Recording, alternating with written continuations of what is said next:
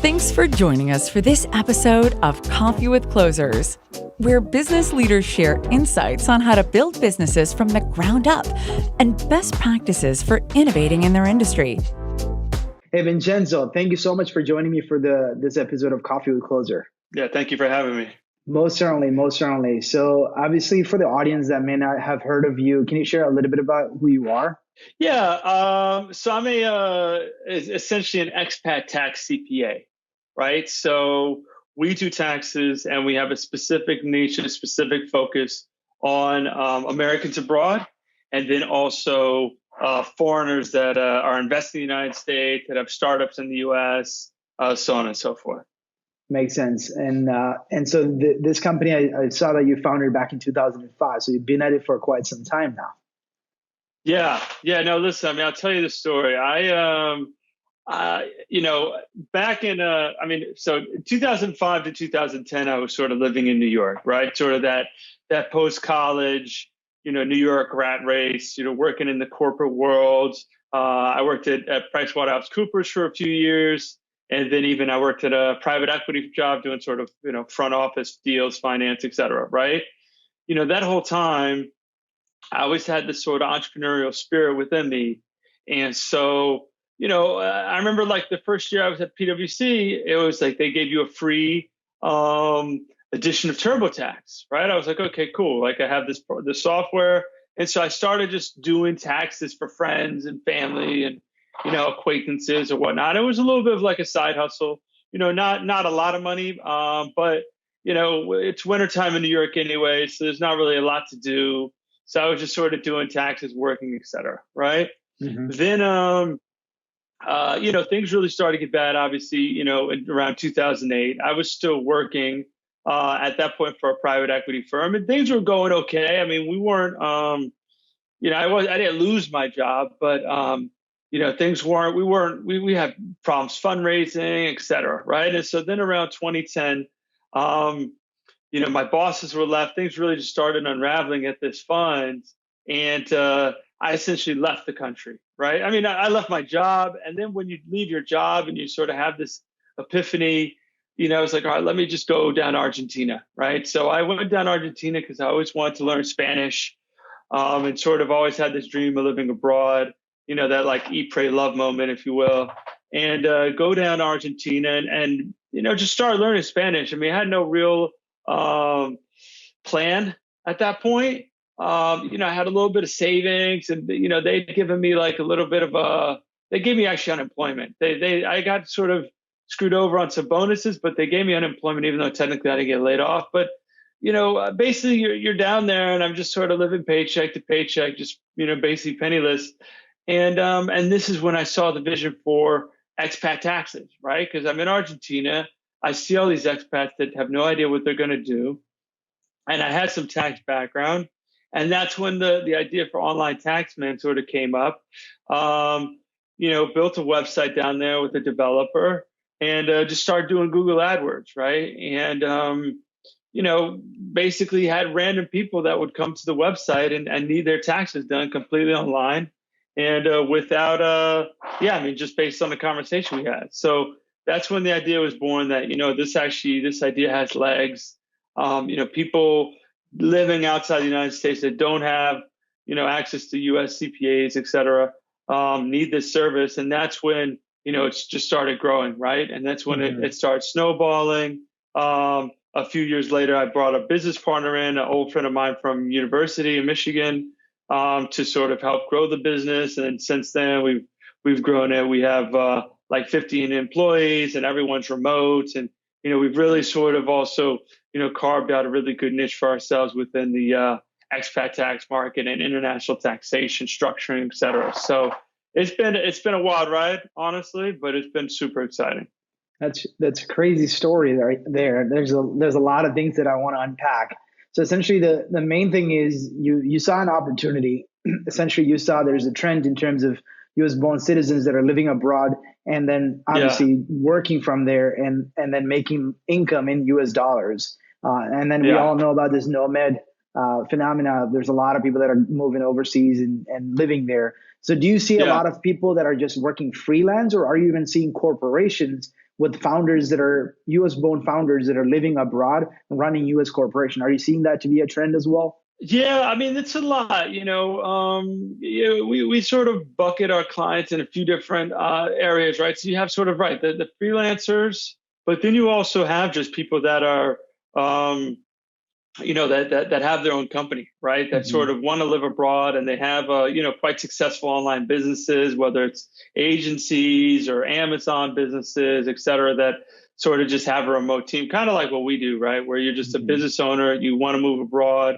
Yeah, you could save money on both taxes and cost of life, as well as, get to live by the beach half the year, follow the sun, not have to do winters. I'm sure in Chicago it could be tough, right? So, and then also we just have actually people that end up working for the big companies abroad, right? Mm-hmm. Intel, the banks, et cetera, that they might go on a expat package, but then they get sort of a localized contract, Mm-hmm. and then they just have to file their taxes too, right? And they sort of work the quote unquote 9 to 5 job, but the thing is, as an American, no matter where you live in the world, you still have to file your taxes.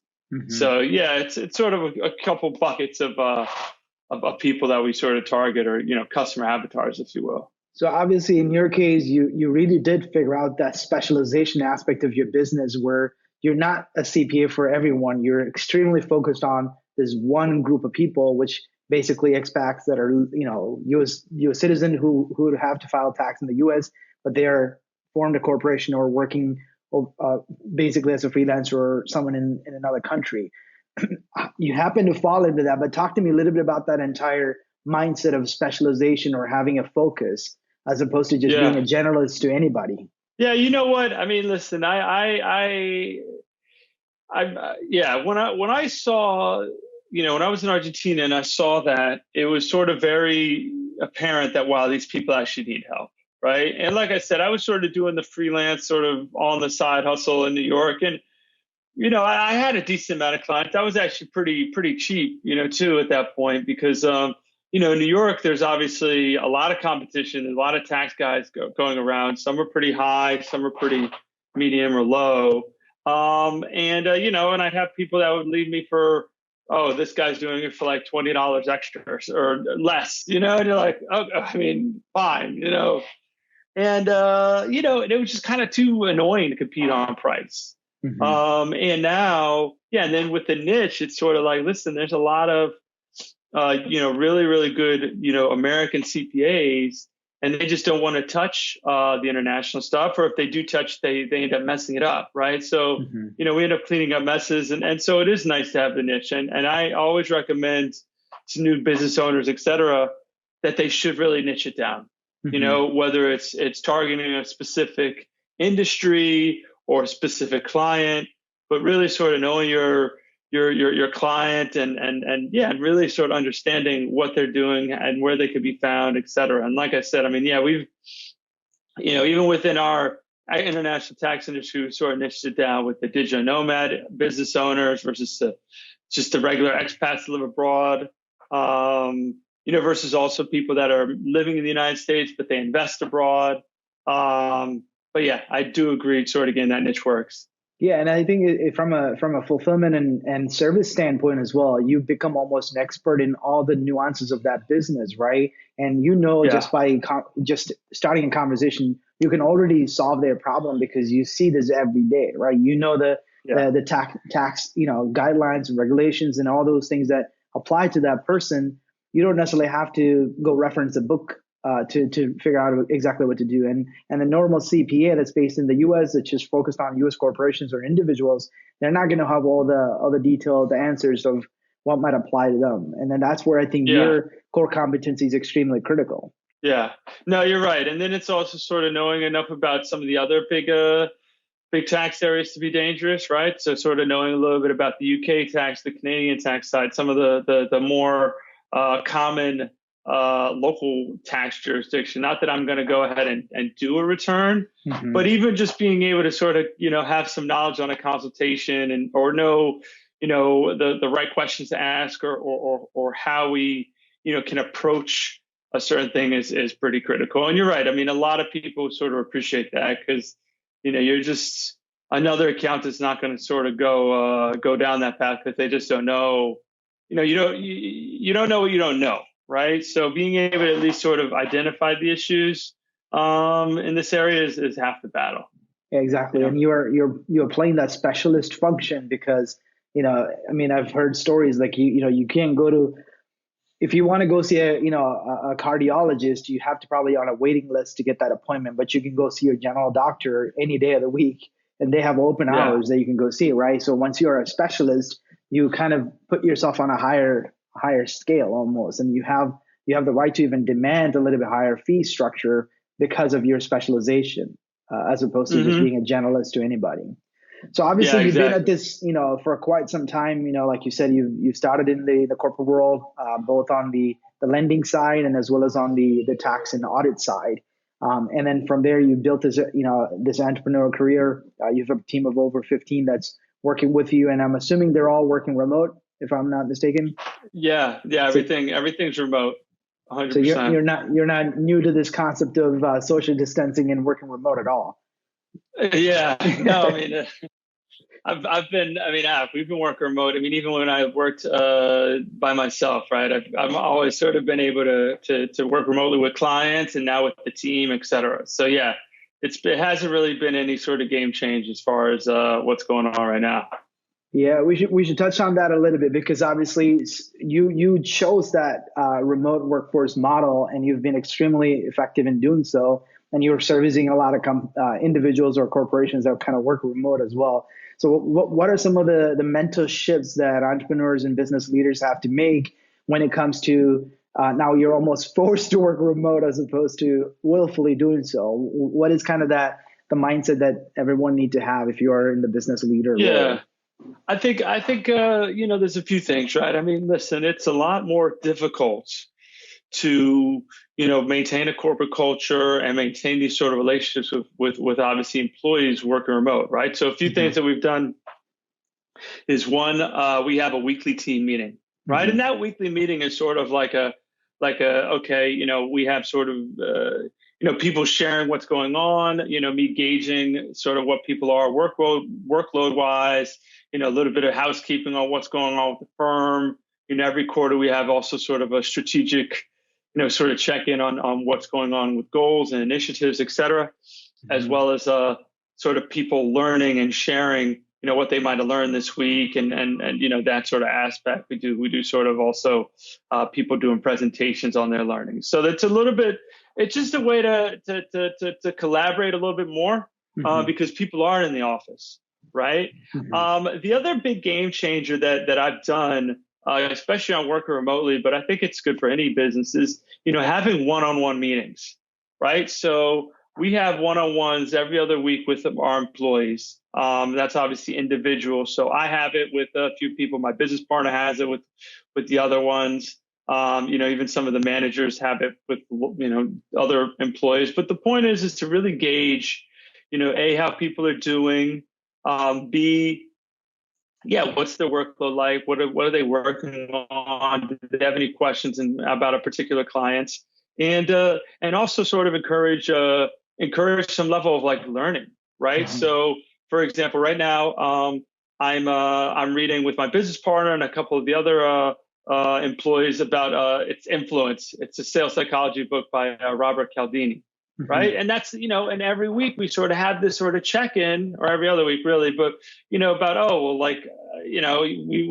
we've both read up to chapter 2. So, what are your takeaways, et cetera? So it could be something like that. I have a few foreign employees that are taking English pronunciation courses, so they can get better at English, like pronunciation specifically. So stuff like that, right? To sort of A, encourage learning, personal development and growth. B, have this open dialogue, which, I think is really important. And C, sort of just have this level of connectivity that obviously you can't have in the office, but you could still sort of maintain that. So, I think those are the big things. Of course, obviously also trying to track either people's time or people's output is important. And we have sort of mechanisms for that with, our CRM. and just our tax software, just to sort of make sure that people are working. I mean, I think the other sort of thing about working remotely is that, there's a certain level of trust and a certain level of like discipline and being a proactive self-starter amongst employees that is important. Mm-hmm. I don't know if it's something that could be taught as much as you have to really identify it. I'm sure you could teach it, but let's just say that I've been doing this for 10 years, right? So I can't sit here and say that, I haven't had people that have not been able to work remotely, because there have definitely been people that, unfortunately weren't able to handle it and we had issues with them. Mm-hmm. And we had to let them go. But, listen, it's all about getting the right team, right? I think any entrepreneur, the number one thing is sort of recruiting and identifying the right people. And, it's almost like there's a really good book called Good to Great by Jim Collins. And one of the things he says is, you got to identify the right people, get them on the bus, right? And then you put them on the right seat. And for us, it's like, well, we have a bunch of accountants, so that's their seat. But then we have other people that have come on and we've identified what seats for them. You know what I mean? So, yeah, I think that's a big thing, is identifying people you think can handle the remote level work. And then, of course, putting them on the right seat. So what advice do you have for people? Let's just say, for example, like some things are, truly outcome or output, right? Where you can kind of measure what went into it and what came out of it. But there are functions that might be more thinking oriented that may or may not have exactly a specific output that I can measure against, right? So what advice do you have for businesses that kind of have those functions, people that are filling those kind of functions? What would you do to keep accountability and making sure those people are productive? Yeah, I mean, I think it's all about sort of, getting the feedback, having these sort of one-on-one meetings and making sure people are sort of on task, because you're right. You're not always going to be able to manage output or measure output, but you could always manage sort of, okay. I mean, there's tools, obviously, manage people's time if you want to sort of have that level of monitoring, which, I don't know if it's good or bad. I mean, I think, maybe from the beginning it is, until you earn trust, if you will. But I think it's also important to sort of have those one-on-ones, even on a weekly basis, to sort of make sure that people are sort of on track, on task, and coming in line with your expectations as a boss, right? Because I think, one thing is, if you're not there to sort of like, manage expectations and let somebody know that you expect something of them, then you can't fully blame that person if they don't meet them. Right. And I think it's there's people that either, when you tell them, oh, you're not performing up to well, and they sort of change their attitude, that's one thing. But then there's the other side of it, where people, maybe they can't change, or they're just, again, not disciplined enough. And then that's the other side. And then, maybe that's not the best fit if you're going to do a fully remote firm, and you have to, make the tough decisions accordingly. Yeah. And I think, I don't know who actually said it, but people do what you inspect, not what you expect, right? So you kind of have to inspect and see what they're up to and what they're outputting. Yeah. I mean, listen, I think one of the biggest changes for us, like I said, was doing these one-on-ones, because it really added a level of connectivity and, management, and even sort of, professional learning and development that was super helpful. So, I would certainly advise on that, especially sort of in a business or industry where you can't measure output as much. Then I think the one-on-ones have been more important to sort of manage the expectations. Most certainly. So obviously you've been on this entrepreneurial journey, and you have a lot of things you're proud of. What is one thing you would say from all the things that you accomplished as an entrepreneur that you're saying, this is one thing I'm super proud of? Man, I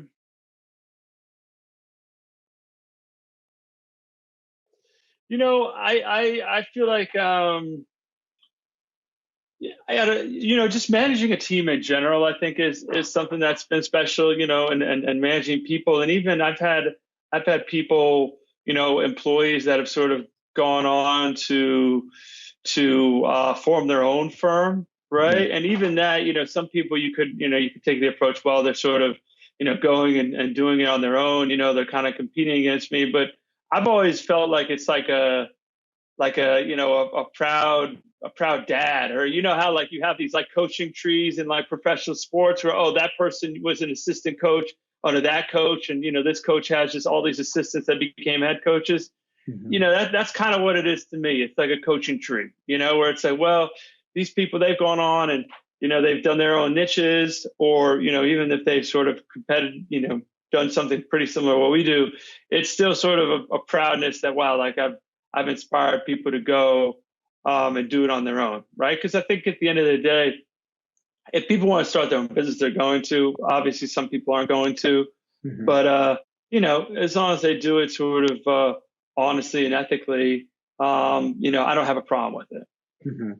And what is one lesson you learned from like a negative lesson in terms of like something you went through as far as like a business experience that you say, wow, that was a tough lesson to learn? I mean, it's funny because it sort of goes with the same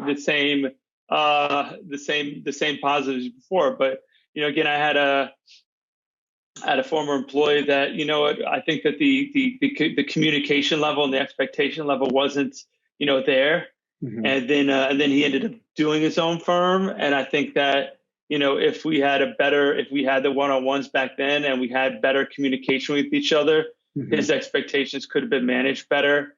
And maybe he wouldn't have gone and done that. Now, like I said, we're actually still very close, and he doesn't do international stuff. He does more of a, crypto stuff. So it's sort of interesting because we still collaborate on a lot of things and sort of use each other as a resource. So, but at the same time, yeah, there's certain stuff that I've learned from that, because I think that communication could have been better at the time. So I think I would say that, and I would say sort of, the other side of it, which is, again, people that cannot work remotely or you have issues with, getting rid of them, or, sort of ripping the cord sooner rather than later. Right. I think I've had a few other ex-former employees that, we could have nipped that problem in the bud, or maybe got rid of them a little earlier than we did. And it just sort of never really developed. And, we just sort of, wasted payroll on a few extra months or 6 extra months because they weren't a right fit for the firm. Yeah, they say that it's hire slow, fire fast. I think that's just it rings, kind of smooth, but essentially that is the truth, because oftentimes, when you're under pressure, you need to fill a role, and you just, you make emotional decision about a person's, skill set or ability to fill that void, and then only to find out later on that it was a total waste of money and resource. And oftentimes they can bring a lot of baggage that can actually affect the entire organization if that person is not the right fit for the culture as a whole. Yeah, so, no, I agree exactly. That mantra I've sort of learned later, and the notion of always be recruiting, right? You always want to have people in the pipeline. It's not like, we used to be like, all right, cool, it's after tax season, let's do recruiting now because we're done with taxes. It's like, no, always be on the lookout for people. Always sort of have people in the pipeline. Touch base with them here and there, et cetera. Because it could be sort of a slow hire, or you never know when someone's circumstances would change, and it's like, well, let's just get it on board, right? Regardless of what time of year it is.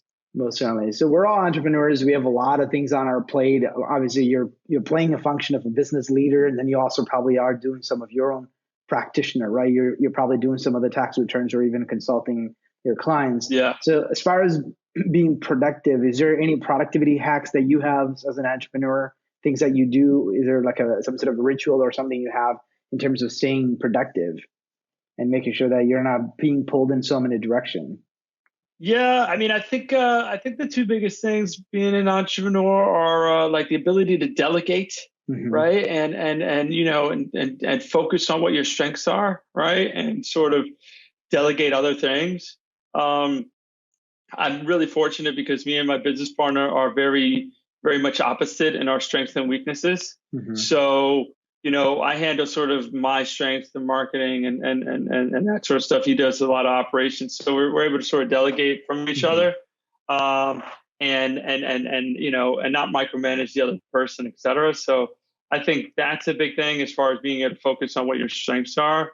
And then just, I set aside, different part times of the week for different things, right? So, there's certain days of the week, like today, where I do a lot of calls. Mm-hmm. Then there's other days of the week that, my calendar's completely blocked off, that it's strictly for, tax return review, Mm-hmm. and I think it's more of, bucketing time blocks, if you will, to focus on certain tasks, et cetera, because, it takes a lot of brain power to get into, focus mode, et cetera, to do tax return review, for example, Mm-hmm. versus, doing a bunch of calls. Like that's another, yeah, you're using other brain power for that. So I think Mm-hmm. it's sort of being able to bucket it, so on and so forth, and sort of allocating different days or different times in your schedule to do certain tasks. I think Michael Hyatt, who's a productivity guru, he talks about batching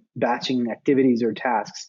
So Mm-hmm. that way you kind of think about and do the same type of things all at once and not have so many competing priorities hitting at you at all times. Yeah, And I yeah, think yeah. and the time parting or time blocking is another concept that I've seen a lot of salespeople do that, especially like prospecting and then calling and then also just sales calls and things like that they just basically break it up into different kind of blocks Yeah. of time. I try to do sort of also like the Pomodoro method, where The I'll just 20 sort of like, minutes. 20 minutes. I do about an hour. I'll try, it sort of depends, but, I'll try to say, okay, listen, like, let me just sort of focus on whatever I'm going to focus on for the next hour. Hmm. And, and then have that time to do it, right? Because it's all about sort of like literally just putting everything away, putting your phone in another room and just, trying to really focus on what the task at hand, if you will. Yeah, and I think So I've done stuff like that. I think my biggest I guess my biggest issue is like the prioritizing the urgent over the important. So there's always going to Mm-hmm. be something urgent every day that comes at you that you have to put out right as a fire. That I think just sucks my energy and takes me away from my focused work. And then 2 hours go by, I'm like, oh, where was I? Now I just lost focus. Right? That's an Yeah. important issue that I am addressing now. So one of the closing questions that I have is obviously if you had an opportunity to either spend an afternoon with Warren Buffett or someone like him, or you had $1 million that you can do whatever you want to do with, which one would you choose? Mm. Spend an afternoon with somebody notable for Hmm. my choice, or just take the $1 million and do whatever I want to do with it. Correct. Huh. You know what? I would probably go. So this is my take on it. I would probably go with the take $1 million and then do something charitable with it, Uh-huh. right?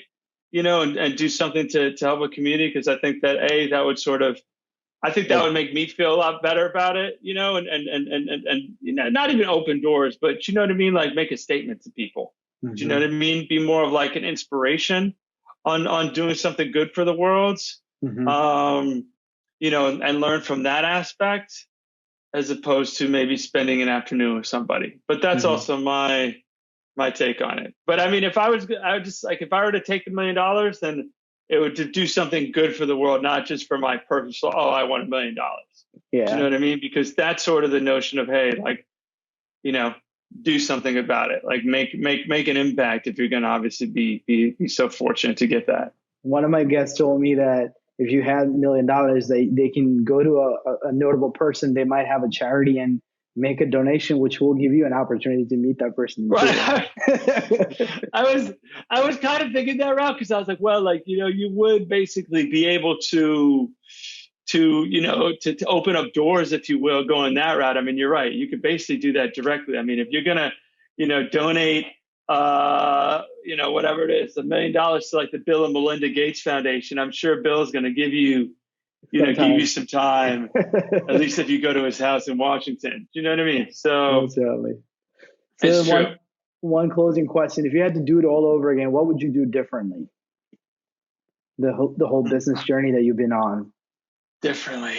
You know what? I mean, listen, there's I'm not going to say that I haven't like done like mistakes, like, I mean, even, like I said, the communication issues, or, initially I hired like a dev team and did a whole like custom back end for my website, and spent tens and thousands of dollars doing that over the, few years, and, essentially scrapped that whole project.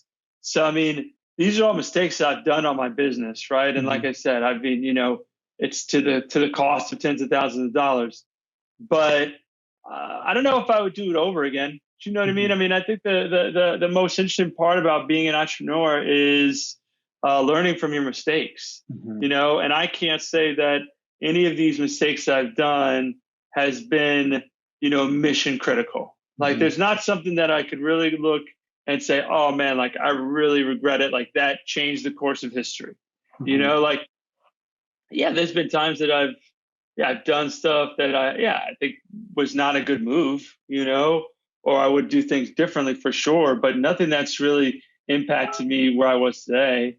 And I kind of appreciate the learning aspect, yeah. I mean, I think that's part of being an entrepreneur is and listen, some mistakes are costly, I mean, yeah, I would totally love to take some of that money back, but whatever, man. I mean, it's part of learning. And like I said, it's nothing that's been sort of game changing for me. Makes sense. Any parting wisdom for our audience? Get a lot of, listen, I think one of the biggest things I've started to do is have a really good morning routine and read really good business books, and get mentorships or coaching, et cetera. Right. Because you could be really, really, real rock star business, but I think it's learning from, like I said, whether it's mentor or a business coach or, podcasts or books, I think that sort of, define you going from good to great, if you will. Right. And being able to sort of achieve that next level. And I do think that sort of, especially books these days, are almost like, just a lost art a bit, but I read a lot. And I think that, every morning I dedicate myself to reading, about certain things, whether it's recruiting or leadership or sales psychology, and that sort of stuff has really helped my business. Yeah, I have another guest. His name is Steve Warner. He's a business coach and a consultant. And he said, someone's probably 20 or 30 years of life experience is stuffed into a 150-page book that he's giving you a fast lane to success. It's foolish for you to go spend, not to go spend $14 and buy that book and get his knowledge and wisdom and try to take one nugget out of it and try to apply it in your business or life. Because somebody had to go through that experience. Why would you want to go through it? Because he already did. You might as well just, extract the wisdom and knowledge and apply it. And he said he reads one book a week, essentially from his high school days. He said he found more value in reading books than actually going to college, because he said there was more that he was able to teach himself than any ever learning from sitting under any professor. Yeah. So and I agree with that. And I was going to say, I mean, one of the things when I meet other entrepreneurs, and now I'm going to ask you the question, I always ask them, what has been the most impactful book on your business? And sometimes I'll maybe say, oh, well, I want to find out something about recruiting or culture or whatever, building a team, but like, really finding out what's an impactful book. So I'm going to ask you, what has been one of your favorite books that you've read, or things that you've, that you think has been impactful or helpful to you? I think Good to Great was definitely one of the books. Jim Collins, and I've also there's so many other entrepreneurs books that I read, and mostly I just do Audible. I just get the books online and just listen to them on Audible.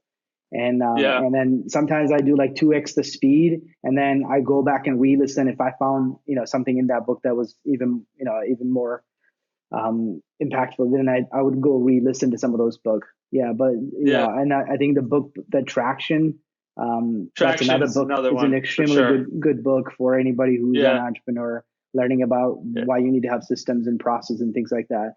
And you kind of mentioned you and your partner. Like, I think there's in every entrepreneur, they're either a visionary or an implementer. So you always need like a partner or somebody who's actually going to help you. If you're so much of a visionary, you don't necessarily have the skill set of execution, but all you have is just great ideas and great vision. but you need to have somebody else who can come alongside and kind of get you to the next level. Otherwise, you get stuck in your track because you can't make the momentum and progress that you need as an entrepreneur.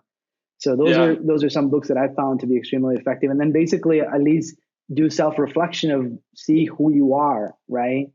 And then being able to make the changes you need as an entrepreneur. Yeah, no, I agree. I definitely agree with Traction. I think Traction is one of the biggest sort of game-changing books that I've read, and we've gone through and implemented sort of just what are our core values, and it really is sort of the baseline for culture, and even for hiring, right? I mean, even every time we hire somebody, I go through and they have the offer letter, and I get on the phone and I say, these are our core values, and sort of go through them to make sure that they're on board. And if they end up not being on board later, then that's sort of another reason to potentially let that person go. And having that whole scorecard card for the department or for the individual, everybody has a number, which is something that Traction teaches you in terms of how do you measure someone's productivity and output and things like that. And then also, like you said, not just the culture core values, but also like, do they get it? Do they want it? Do they have a capacity to do it? Right. So you can have the person who may have the capacity, but they may not get it or they don't want it. Right. So then if you don't have, I think the Traction and also I think Good to Great kind of have similar concepts. Jim Collins talks about, like you said, is, do I have the right people in the right seat? Right. Yep. And then I think, and then Traction kind of teach you methodically, how do you do that? Right. And tactically, how do you execute it? So I think it does a good job in kind of helping you to implement things that I guess Jim Collins teaches in theory. Yeah. No, I agree. Traction is good for that. The other one, actually, I just started reading too, or I actually just read it. It's actually pretty short book, and has a lot of actionable advice. Is Who? This is the A Guide to Recruiting. It's by Jeff Smart. It's a very it's a recruiting book, right? And it basically talks about how do you sort of identify A players, and really just goes through the process, right? Where you sort of you come up with a hiring scorecard, right? Of sort of not only who you're looking to hire for, but sort of what are the objectives of that, and trying to quantify the objectives of that role. If they're a salesperson, they're gonna do X amount of revenue or make X amount of calls per week or month or whatever. And, really quantify these goals, and then sort of, go through the traits that's needed, for this position. And then you sort of, you have like a screening interview that sort of asks some very 4 basic questions about career goals. What do they do good? What do they do bad? And really trying to sniff out who's in quote unquote A player versus like a B or C player. And then the next interview, sort of the in-persons, you're really just more going through their work experience and trying to identify at each place, again, asking the same sort of, couple questions about sort of what did they do? What would their old boss say about them? And really sort of trying to sniff out, like I said, who's going to be an A player. It's a good book. It's pretty actionable. We just started implementing it, so I can't tell you from experience if it's worked, but that sort of, it was recommended by a few other entrepreneurs that I asked about, and I like their approach. So next time we talk, we can compare notes. See how. Yeah, certainly. Well, I really enjoyed our conversation. I appreciate you taking the time to join me on this call. And I look forward to staying in touch and hopefully coming across our path when you're back in the States. I know you're in Colombia now. In Brazil, I think you said now. I'm in Brazil now, but I spend most of my time in Colombia. So sort of given the fact that I do the expat tax business, I also end up living the expat tax life. So sounds awesome. Life. Yeah. Awesome. Well, listen, stay safe and warm out there. You too. Take care. Talk to you soon. All right. Thank you. Cheers. Bye. This episode of Coffee with Closers is brought to you by One IMS, a leading digital marketing agency helping businesses win new customers. To request a free marketing ROI audit, please visit oneims.com. If you enjoyed this video, please share it. To make sure you never miss an episode, please subscribe.